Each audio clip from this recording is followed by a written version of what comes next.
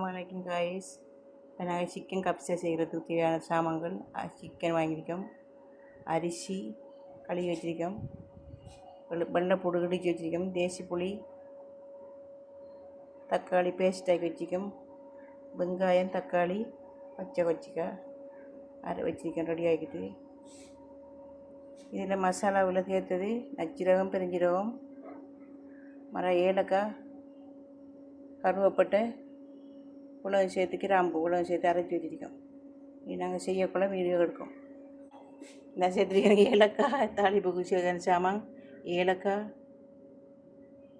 கிராம்பு, பேலீஸ், கருவேப்பிலை, ரம்பா, கருவேப்பட்டை உலகம் சேர்த்துருக்கோம். இப்போ எண்ணெய் ஊற்றிருக்கோம், சட்டி அடுப்பில் வச்சுருக்கோம், எண்ணெய் ஊற்றிருக்கோம். எண்ணெய் சூடாங்கன்னு பார்த்துருக்கோம். ஸ்பைஸ் போடுறோம், அடுத்து வச்சுருந்தா பட்டை கிராம்பெல்லாம் போடுறோம். அதில்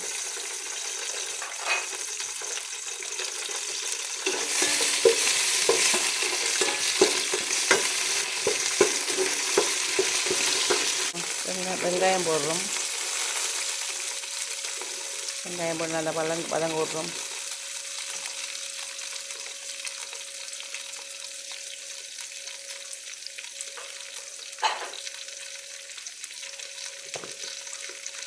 சோட்டு போடுறோம், உப்பு போடுறோம்.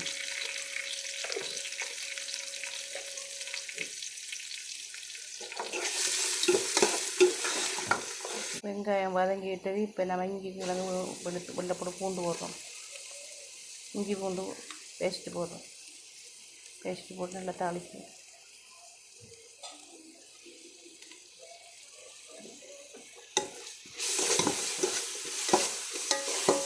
நல்லா வதக்கணும்.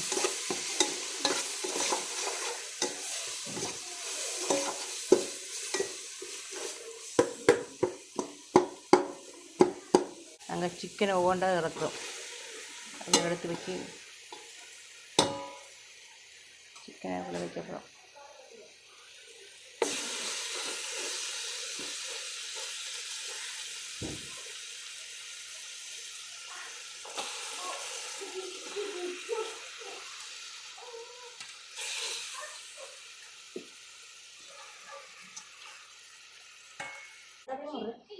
எல்லாத்தையும் போடுறோம், கொஞ்சம் போடுறோம், ரெண்டு வரும். இப்போ இடித்து வச்ச மசாலா தேக்கும்.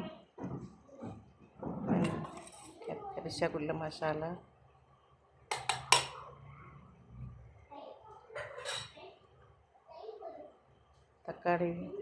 தக்காளி பேஸ்ட் ஊற்ற போகிறோம்.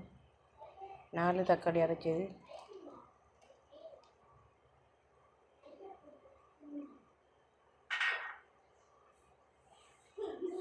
கடைசியில்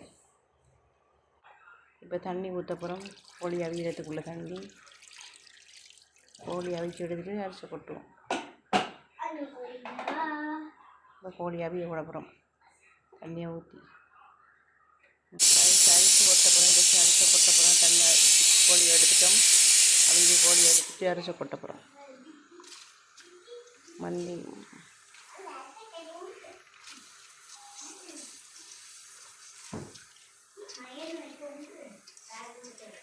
அரிசி கொட்டிட்டோம். இந்த மேலே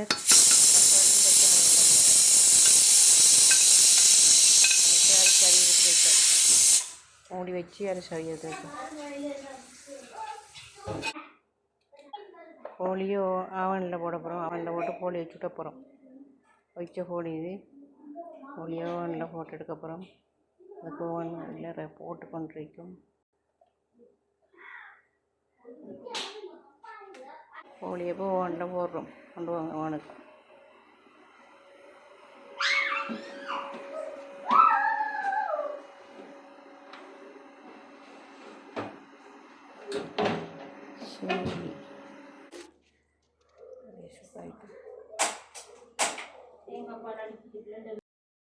ரைஸ் ரெடி ஆகிவிட்டது.